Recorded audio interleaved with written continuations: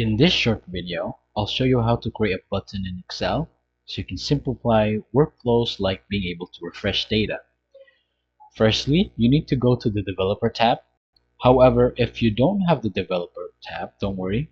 We can make it appear by going into File. At the very bottom is Options. Go ahead and press that.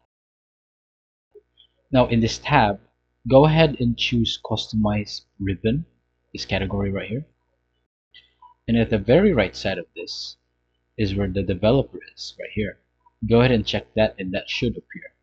I already checked mine, so we can just skip this on my end. It's okay. Now go to the developer, find the insert one right here, press it. Now choose the first choice, which is this one, and you can just drag any size you want with the button. I'm just gonna drag it like this. Now in this tab, what you need to do now is click on New, and this will appear. Now in this specific window, you can input any sophisticated code, but for this example, we can input this one.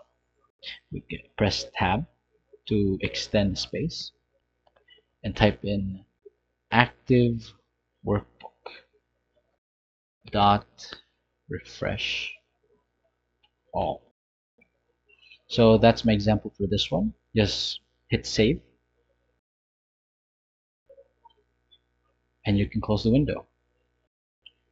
And there we go. The button exists now in your sheet. You can press it and it will automatically refresh your data. There you go. Now you know how to create a button in Excel. You can watch this playlist if you ever get stuck with this one.